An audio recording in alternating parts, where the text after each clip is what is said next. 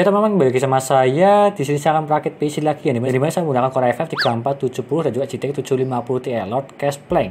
Kalau zaman dulu dia bisa mendapatkan 3 juta ya, hampir 4 juta sih kalau zaman dulu ya. Tapi kalau sekarang dia hampir menyentuh 5 juta atau 5 juta lebih sedikit lah kalau yang ini. Ya karena di situ saya menggunakan RAM 16 GB. Kalau 8 GB ya di bawah 5 juta dikit lah. Tetapi yang intinya ini tuh 5 juta lebih sedikit. Padahal part-partnya ya standar aja semua sih. Dan juga CPU coolernya pakai i5 dari Intel seperti yang ada di sini. Dan apakah rekomend atau tidak dengan harga 5 juta mendapatkan Core i5 3470 plus GTX 750 Ti? Ya kalau menurutku ya nanggung sih dari segi harganya. Tambah 1 juta atau sekitar 6 juta Anda bisa mendapatkan Core i3 10105F. VGA-nya paling GT 1030 lah. Tapi ya upgradable sih kalau yang Core i3 Gen 10. Kalau yang ini tidak upgradable. Kalau ingin upgrade silahkan dijual aja lalu beli lagi ke gen berikutnya. Kalau yang ini sebelum selanjutnya untuk baca paparnya di sini, jangan lupa klik subscribe dan teman pojok kanan bawah tuh ya. Tinggal diklik seperti itu. Dan di sini ada paparnya semua, cuma beberapa aja karena beberapa tersebut ada yang second dan juga low spec. Yang pertama Core i5 3470 dengan harga 600.000. Yang dimana tambah CPU coolernya i5 dari Intel tambah 30.000, jadinya 630.000 lah untuk total dari paketnya itu. 4 core Patrick ya lumayan sih kalau menurutku untuk sekarang ini. Daripada kalian memakai yang Gen 4, Gen 6, Gen 7, Gen 8, mending ke Gen 3 atau enggak loncat ke Gen 10. Selanjutnya saya menggunakan Mobo ini, Mobo X-Star B75XT yang dimana support M.2 NVMe.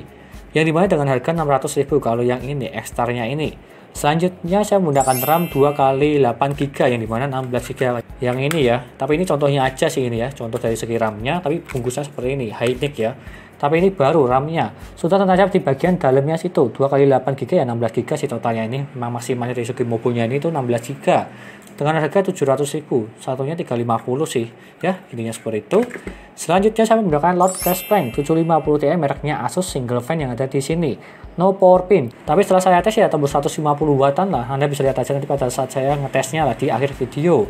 Ya dimana dengan harga 1.750.000. Emang pada mahal-mahalnya sih kalau yang ini VGA-nya. Tapi untuk sementara ya nggak masalah sih kalau Lord Cash Plank-nya ini. Selanjutnya saya menggunakan ini SSD 120GB Cyclops. Yang dimana dengan harga 220.000 kalau yang ini. Ya lumayan sih kalau yang ini untuk Windows-nya aja atau menyimpan file-file yang kecil-kecil sih atau dari segi downloadan lah. Tapi ini sudah sangat cukup 120GB dengan harga 220.000. Tetapi ini rekomend dari segi SSD-nya.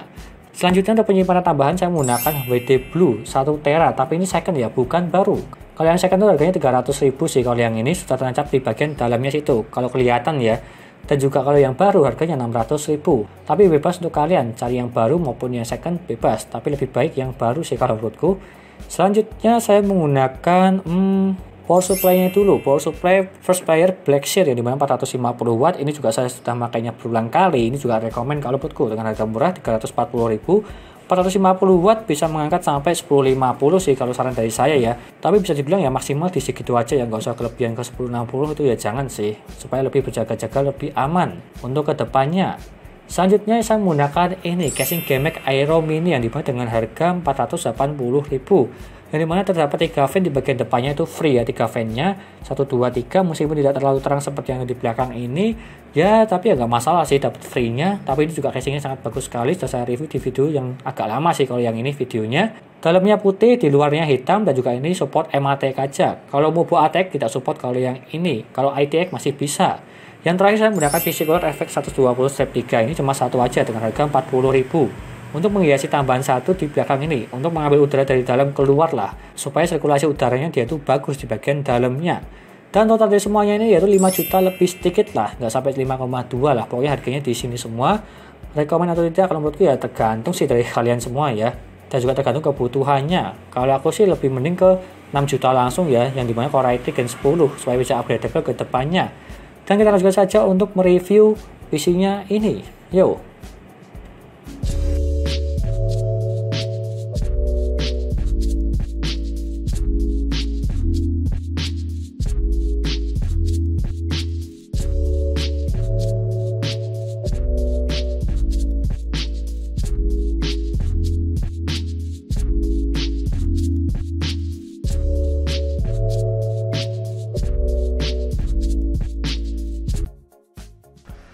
Lalu yang pertama dari segi booting Windows-nya ini saya menggunakan SSD RX 7 dan kita tunggu aja seberapa cepat SSD-nya ini.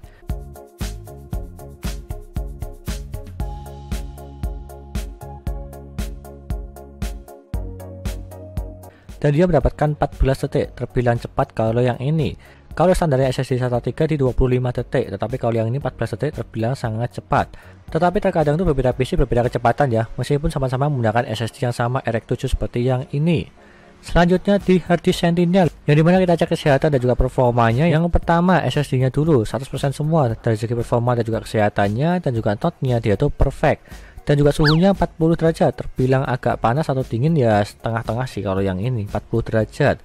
Lalu selanjutnya di harddisknya juga sama 100% semua dari segi performa dan juga kesehatannya, dan juga notnya dia tuh perfect. Suhunya 38 derajat, terbilang dingin kalau yang ini di bawah 40 derajat lah, meskipun menggunakan harddisk second kalau yang ini. Selanjutnya di Crystal Diskmark untuk mengecek kecepatan SSD RX 7. Untuk membacanya mendapatkan 507 dan juga menulisnya 446. Jika kita bandingkan dari segi yang tertulis di dalam websitenya maupun dari segi boxnya, dia tuh uptime-nya 550/470. Kalau kita bandingkan dari segi yang membacanya, dia tuh terpaut 43. Kalau menulisnya terpaut cuma sedikit sih, ya cuma 24 lah. Kalau menurutku sih ya sama-sama bagus dari segi kecepatannya. Yang penting di atas 400 semua lah kalau yang ini. Selanjutnya di HW monitor, yang dimana saya menggunakan stok cooler Intel untuk mendingan Core i5 3470. Untuk minimalnya dia itu mendapatkan 42 derajat, terbilang cukup agak panas sih kalau yang ini ya, di atas 40 untuk minimalnya, dan juga maksimalnya di 73 derajat. Kalau yang ini juga ya standar sih, kalau yang ini masih di bawah 80 masih aman. Yang dimana ini saya tes di Cinebench R15 5 kali berturut-turut di suhu maksimalnya, dan juga idle-nya cuma tidak ngapa-ngapain di desktop, cuma diem aja. Selanjutnya di pengujian Cinebench R15 untuk pengujian OpenGL-nya dia mendapatkan 67 fps, yang dimana saya menggunakan GTX 750 Ti 2GB dan juga CPU-nya 472 GB. Selanjutnya di gamingnya GTA 5 1080p dan juga settingan normal, dia rata-ratanya mendapatkan 80 fps, masih sangat nyaman juga kalau yang ini untuk bermain game GTA 5. Tetapi di settingan normal ya, yang penting 1080p lah supaya lebih besar untuk gambarnya. Selanjutnya di Genshin Impact 1080p dan juga settingan high, dia rata-ratanya mendapatkan 47 fps. Ini settingan di rata kanan atau settingan high. Kalau misalnya ingin diturunkan ke settingan normal maupun low, mungkin dia bisa ke 60 fps untuk seterusnya. Dan jadi lebih nyaman untuk diturunkan dari segi settingannya untuk yang ini gamenya. Selanjutnya di PUBG Steam 1080p dan juga settingan very low, dia rata-ratanya mendapatkan 75 fps. Masih sangat nyaman juga kalau yang ini masih di atas 60 fps di settingan rata kiri, tapi ya 1080p sih yang bagusnya supaya lebih enak dilihat lah untuk gambarnya. Selanjutnya di Apex Legends 1080p dan juga settingan low, dia rata-ratanya mendapatkan 72 fps, yang dimana ini juga cukup berat untuk dari segi gamenya, makanya di settingan low. Masih cukup nyaman juga untuk bermain game ini Apex Legends. Selanjutnya di Dota 2 1080p dan juga settingan high, di rata-ratanya mendapatkan 85 fps. Ini juga masih nyaman juga kalau yang ini, ya karena game juga masih terbilang enteng untuk Dota 2, masih di atas 60 fps untuk yang ini. Yang terakhir dari segi Resident Evil 6 1080p dan juga settingan low, dia rata-ratanya mendapatkan 44 fps. Masih kurang nyaman juga sih kalau yang ini. Tergantung kalian, kalau kalian sudah terbiasa di 30 fps masih bisa aja bermain game ini. Kalau ingin ke 60 fps, silahkan aja ke 720p untuk gamenya Resident Evil 6. Emang cukup berat kalau yang ini. Lalu yang terakhir dari segi dayanya, yang dimana tidak apa-apain di desktop, cuma diem aja mendapatkan 57 watt, tidak apa-apain di desktop.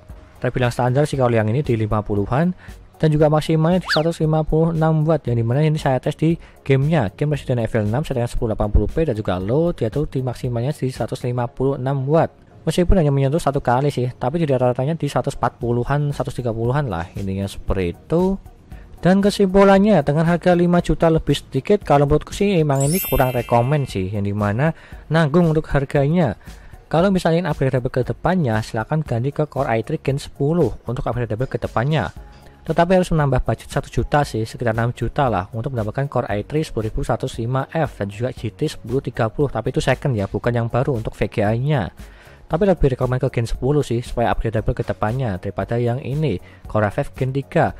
Jika lo harganya di atas 5 juta ya, itu intinya. Kalau di bawah 5 juta yang masih nggak masalah sih. Tapi kalau sudah menyentuh 5 juta, tinggal anda tambah sedikit aja supaya ke Gen 10. Intinya seperti itu. Tapi untuk main game masih sanggup sekali sih kalau yang ini ya, Gen 3 dan juga GTX 750 Ti atau Lord Cashbang seperti yang saya kasih tadi di reviewnya. Itu aja dari saya, terima kasih sudah menonton, dan juga jangan lupa like dan subscribe, dan nantikan video dari merakit PC Intel maupun AMD gaming maupun editing, dan juga jangan lupa share ke teman-teman kalian yang ingin rakit PC, dan terima kasih sudah menonton.